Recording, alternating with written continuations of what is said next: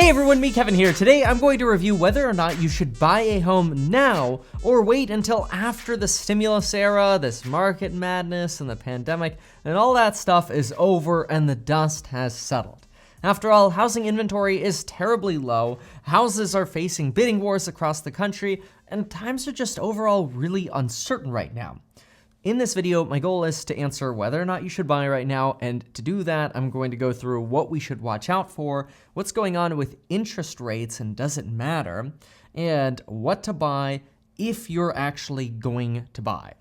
And just to get it out of the way, yeah, this video is sponsored by life insurance, which you can get in as little as 5 minutes via the link down below, and you can get 2 free stocks with Webull if you deposit just $100. Link down below.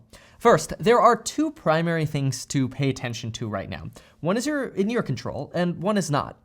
What's not in your control is Congress. If Congress fails to properly extend the unemployment benefits through at least the end of this year, and if Congress does not extend the eviction ban through at least the end of this year or into next year, buying right now is probably not the best idea. The reason for that is if Congress mediocrely extends these things, like barely extends the unemployment boost or barely extends the eviction ban and doesn't help tenants out of the backlog of debt that they now owe for months of money or months of rent that they've missed, then all we're going to see in this market is significantly more uncertainty, which right now it seems like real estate's one of those, you can't lose in real estate. No, you can, and things will get even more uncertain. We'll see more weakness as tenants have more trouble paying rent. We'll see more evictions, and ultimately more evictions generally leads to more housing inventory on the market as landlords decide, you know what, I'm done dealing with tenants and toilets, or as rent prices start falling, and when rent prices start falling, we start seeing real estate values fall, which could potentially lead to a foreclosure crisis. These are all really bad things that could happen over the next few years. And they're very real risks that we have to be aware of. So we can't just blindly say, yep, it's always a good time to buy real estate. And don't get me wrong, I love the saying, don't wait to buy real estate and wait.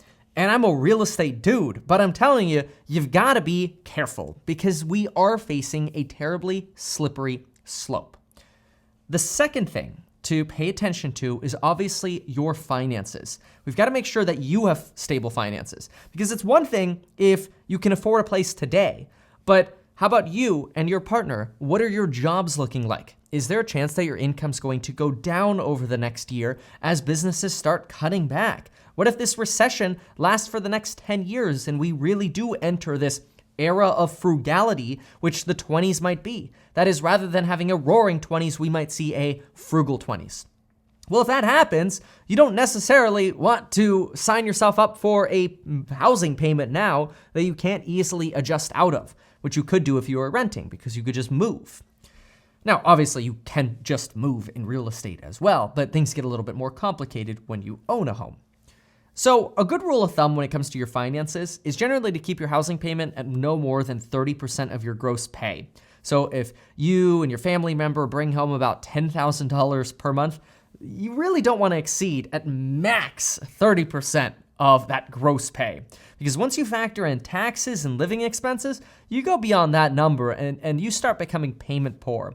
And many would say even that figure is high. And this would be based on a 30-year mortgage. So again, if you have a spouse and collectively you make about $10,000 per month combined, that's about $120,000 per year. It's just right about the average median income. Everyone's individual median income in the United States is about $55K. Then you really don't want your payment to be more than around $2,500 per month. That would be for principal, interest, taxes, insurance, and other fees, and even things like repairs. Having a couple $100 set aside every single month for repairs that might come up. So this may not be realistic in all cases, but in my opinion, it's a good rule of thumb. Ideally, you want to stay below it. Sometimes you have to go above it. But that gets risky, especially if you put less money down, which we'll talk about less money down. We'll talk about 5% down in mortgage insurance towards the end of the video. For now, though, let's say your finances are set. You're good with your finances, and let's go with the optimistic approach that Congress does agree to extend the eviction ban and does extend unemployment benefits by, let's say, at least $400 per week. Great. Then let's talk about issue number 2. And we're only going to graduate to talking to issue number 2 if Congress actually does these things. Because if Congress doesn't do these things or your finances aren't good, stop. Don't go any further past number 1 and just get your 2 free stocks with Webull, get your life insurance, and I guess you could go watch a different video. Hopefully it's a video of mine. But for now, let's talk about issue number 2. Interest rates, and do they matter? Interest rates. Interest rates are currently expected to remain low through 2023. However, they might actually trend down more as lenders catch up with all of the ridiculous demand that exists right now. This might mean if you financed a place a month ago, you might end up having cheaper rates now, and you might end up having cheaper rates in 6 months from now. No guarantees, because right now lenders are overwhelmed with how many people are trying to get loans like right now. It's literally like everybody's coming out going, I gotta buy, and then you look and go, oh my gosh, there's nothing to buy. It sucks. And so it is possible that as lenders catch up, interest rates may fall. Fortunately, if you were to buy now and then interest rates fell, know that you always have this sort of insulation that you could refinance. So if you buy now and get an interest rate of, 3%, and interest rates fall to say 2.25, which would be crazy now, but honestly, even 3% sounded crazy a couple years ago. If that happens, well, you can always refinance. So really there isn't so much of a worry about rates going down, because if you own now, you could always refinance. I think the bigger worry people have is that, okay, but what if rates don't stay this low and then they go up again? Well, that, at least for right now, isn't really expected to happen until at least 2023. That's when the Fed thinks that rates might start going up to combat inflation. That's when they might increase their rates, which generally pushes up mortgage interest rates as well. And we're probably going to be in this low interest rate environment until 2023. So realistically, looking at interest rates right now doesn't make a difference. Interest rates should not be the reason you buy right now. Congress and their capacity to actually get things done and your finances are much more important than worrying about are interest rates going to go up, at least for the time being, because it seems so far-fetched that interest rates are going to go up in the short term. And again, the short term would be 2020, 2021, and 2022. Obviously, we'll keep an eye on this. This video is being recorded in August of 2020, so things could be different a year from now, which I imagine I'll have an update video out by then. But that brings us up to issue number 3. So far, we already know that we've got to be careful with what Congress is doing. We got to really keep an eye on that. The eviction crisis and foreclosure crisis, those could be really big issues for us. So keep an eye on that. We're not out of the woods. This isn't Goldilocks where, real estate can only go up. It's not true. We could definitely see some hurt. So keeping an eye on your finances in Congress, very, very important. Interest rates, not really so important right now. This does, though, bring up issue number 3, which, in my opinion, is much more important. Issue number 3 is what I call your protection. This is your insulation. Now, many of you who already know me and regularly tune in for the real estate content, I have a real estate playlist. So if you want the real estate videos, you just watch, you click every so often, you check to see what's new in the real estate playlist. You already know this. But in my opinion, I don't recommend buying anything that's move-in ready, or it's worse. This is like the worst. I should almost do a separate video on this. Turnkey, horrible. Don't do that. Don't buy anything turnkey, like as if it was flipped by a flipper. Yeah, no, don't do that. Usually, move-in ready properties come with the risk that you're paying at the upper end of the market, and you're really paying full market value. Again, if not possibly a little bit more than full market value to get into these. If you are going to buy something that was move-in ready, your best case scenario is just to buy something that's new construction. Because if you buy new construction, yeah, you're paying at the top of the market just like you are with a used house that's fixed up, but at least you're getting builder warranties that are actually going to be there. Whereas if some flipper fixes up a house and then you buy it, you don't get their warranties. They sell it to you as is. So they could sell you a lemon. Very, very dangerous, in my opinion, to buy properties that have been fixed up by turnkey companies or flippers. Maybe if you buy a place from a homeowner that's put all their money into the house and they've over-improved it, maybe that's an opportunity for a move-in ready property.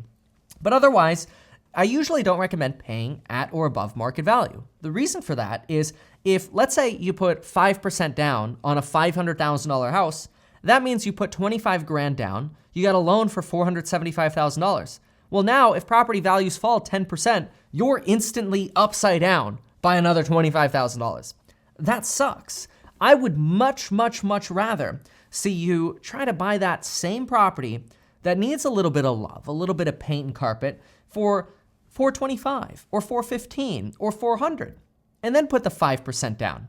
If you put 5% down on $400, well, great. Now all of a sudden it's like you've got a loan for $380,000 and you're in a neighborhood where houses are selling for $475,000 to $500,000. Great. Now if property values fall 10% and property values in the neighborhood are like $450,000, your loan's still at $380,000. You got a lot of room. Property values could fall 20% and you still got room. You have an insulative blanket protecting yourself because you bought below market value rather than buying that perfectly move-in ready property. Now, this does mean you're probably gonna have to pick out flooring, you're probably gonna have to pick out some carpet, and you're gonna have to pick out some paint, but you're not gonna go crazy and do something like the Fixer Upper TV show where they spend 200 grand fixing up a place and moving walls. That generally does not make sense. There are rare circumstances where that makes sense. And the concept I just described to you is buying in the wedge. The beautiful thing about that as well is it lets you refinance easily or get rid of your mortgage insurance easily because your debt is so much less than what the market values are in the neighborhood. This is why it's so important, if you're going to buy now, in my opinion, make sure you're getting a good deal. Try to buy below market value because maybe you found something off market or needed a little bit of work. But be careful not to buy something that has massive abnormalities. We call these yeah buts.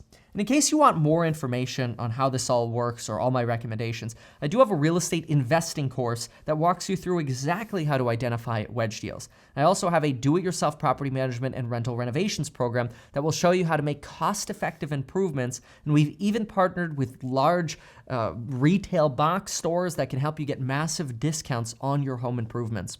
So these programs are really, really good. I always recommend starting with the 0 to Millionaire investing course and then the do-it-yourself rental, management and rental renovations program next.